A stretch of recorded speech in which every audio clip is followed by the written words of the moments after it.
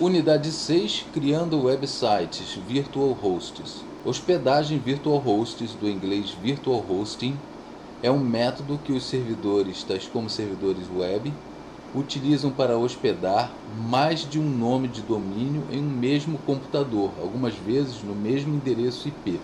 O que a gente vai ver agora vai ser essa forma de hospedar mais de um site, né? A gente viu hospedando um único site e agora a gente vai hospedar diversos sites de domínios diferentes dentro de um mesmo servidor web, ok?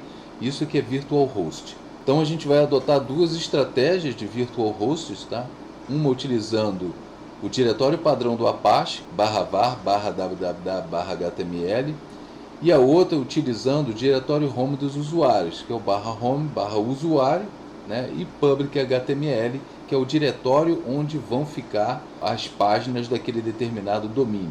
Então, só para recapitular, a gente trabalhou anteriormente com um único site, onde a gente alterou o httpd.conf dentro do diretório conf e a gente atualizou as diretivas server name, que dá um nome aí para a sua página, né, que é a URL da sua página propriamente dita, e o document root, que indica para o Apache onde está o conteúdo da sua página. Então agora a gente vai trabalhar com Virtual Hosts, que é um conceito diferente, onde você pode ter diversas páginas de diversos domínios dentro de um único servidor. Então para isso a gente vai trabalhar dentro do diretório conf.d, não mais dentro do conf, que é onde estarão todos os arquivos de configuração dos Virtual Hosts, tá? Que termina sempre com .conf. Se você não botar .conf, o Apache não vai configurar o Virtual Host para você. Então, aí nesse caso, a gente tem o site1.conf e o site2.conf. Na prática, você vai criar um terceiro, que é o site3.conf, ok? Mas eu só botei esses dois aí. Então, embaixo aí está um exemplo aí de configuração, que a gente inclusive vai usar, não é um exemplo, a gente vai usar realmente essa configuração para o Virtual Host Site 1 e para o Virtual Host Site 2. Nesse primeiro cenário, criaremos os Virtual Hosts utilizando o diretório padrão do Apache. Então esse é o primeiro cenário que a gente vai montar. Depois a gente vai montar o segundo cenário, que é montar os Virtual Hosts usando os diretórios home dos usuários, ok? Então no tópico 6.1, restaurando o httpd.conf.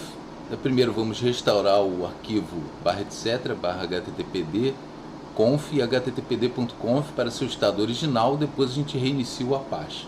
Então a gente vai entrar no diretório /etc, /httpd, /conf, vai alterar o httpd.conf, vai retornar as diretivas ao valor original delas, né?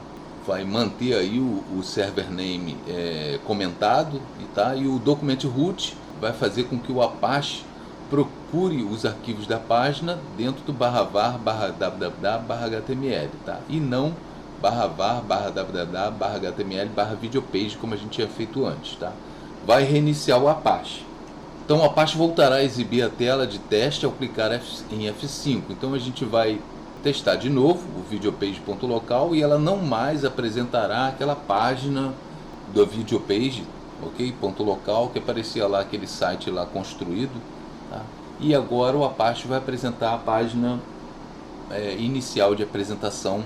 Essa imagem aí é um pouco antiga, tá? Essa é do CentOS Stream, do Rock Linux, do Apache agora, tá? Uma página de apresentação um pouco diferente, como a gente já viu. Tópico 6.2, criando os sites. Criaremos 3 sites e cada um com sua própria configuração. Os arquivos de configuração dos sites devem ficar no diretório /etc, /httpd, /confd e devem ter a extensão .conf, como a gente já viu. Antes de criarmos os arquivos de Virtual Hosts, vamos montar a estrutura dos 3 sites como arquivos simples de HTML cada um, porque o foco aqui é aprender a configurar o Apache, tá? Com Virtual Hosts, então a gente não vai fazer nada rebuscado em HTML, vai fazer uma página simples para a gente poder fazer os testes. Abaixo criei a primeira estrutura do site 1 e crio as outras duas. O que eu vou fazer? Eu vou criar a primeira estrutura do site 1 E vou deixar para vocês criarem a segunda e a terceira estruturas do HTML, ok? Que é simples, é muito fácil.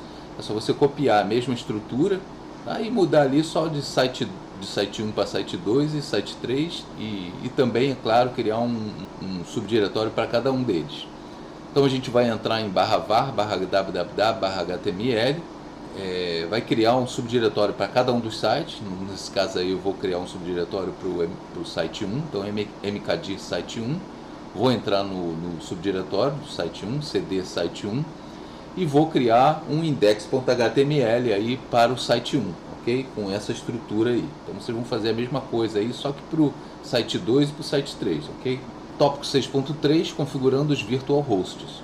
Agora vamos criar os arquivos de configuração dos 3 sites. Abaixo criei o arquivo de configuração do site 1, crio os outros 2, reinicio o Apache depois de tudo pronto. Eu vou criar o primeiro, vocês vão criar os outros 2 arquivos de virtual hosts, hein?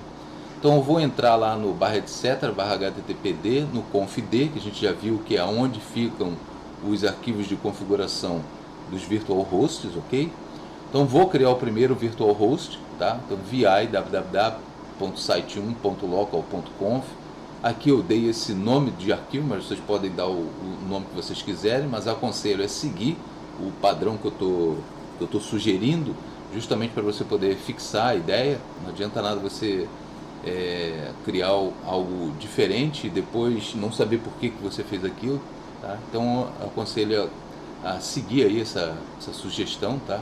Depois que você tiver dominado o assunto, você faz o que você quiser. Então tá aí as diretivas de criação do virtual host. Depois a gente também vai aprender a criar um virtual host com HTTPS, reinicia o Apache para poder fazer valer as configurações, ou dar um reload, tá? Em vez de restart, eu prefiro dar um restart, que aí reinicia o Apache logo de todas as formas, tá?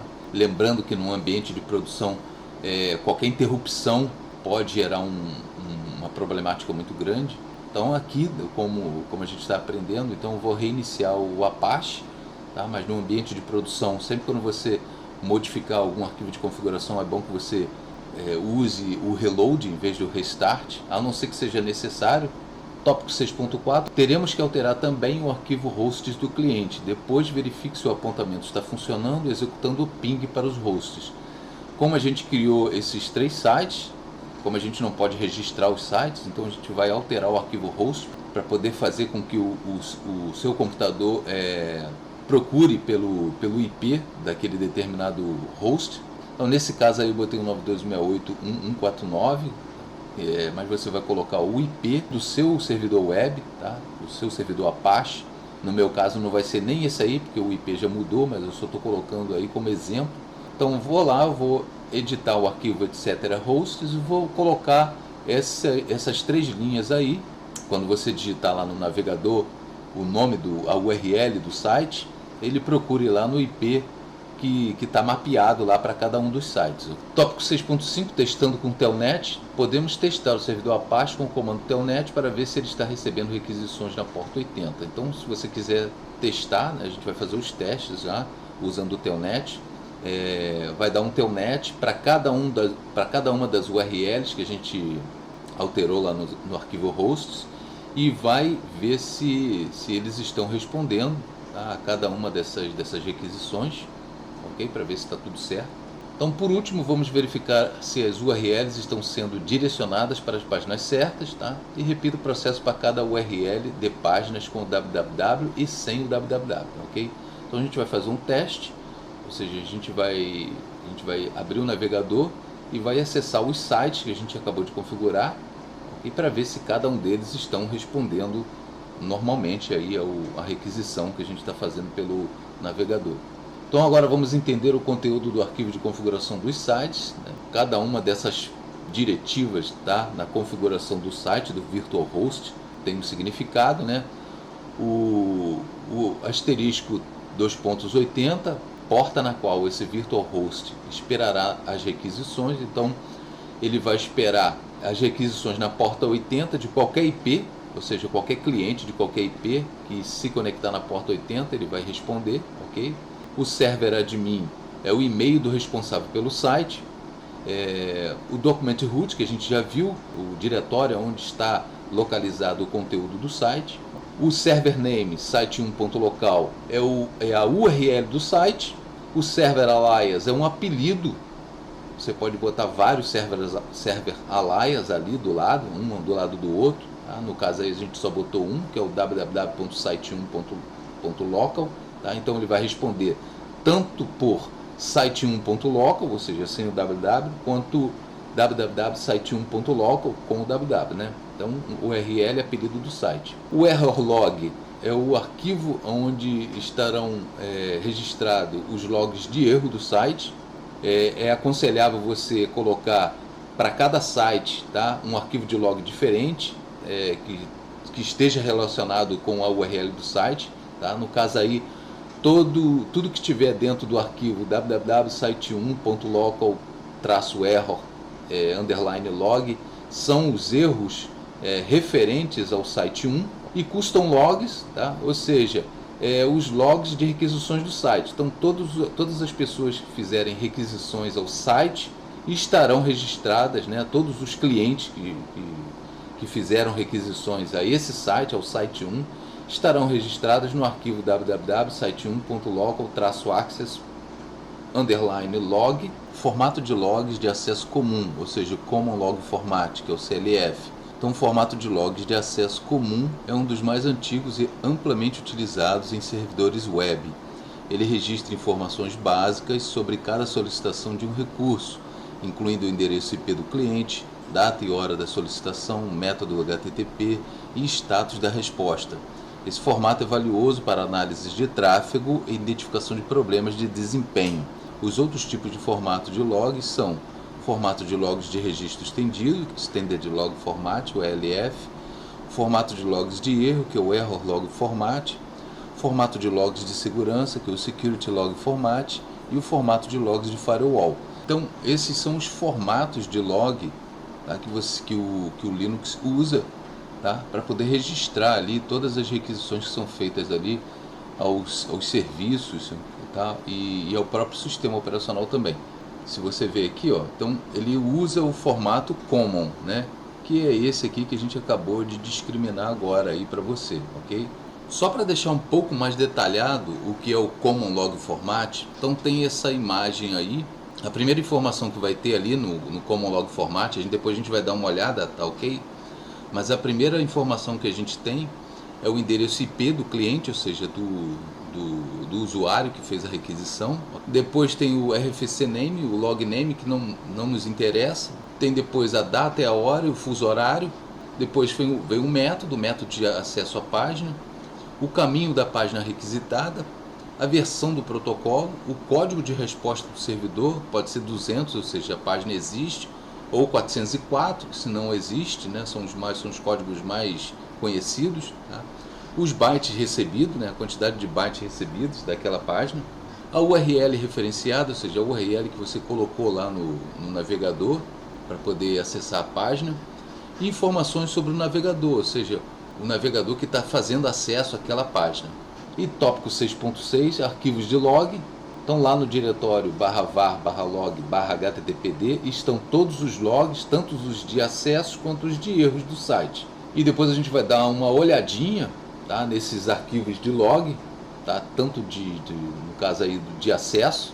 Então a gente vai ver lá informações sobre de objetos que não foram encontrados, no caso aí o favicon não encontrado, no caso. Ele dá ali 404.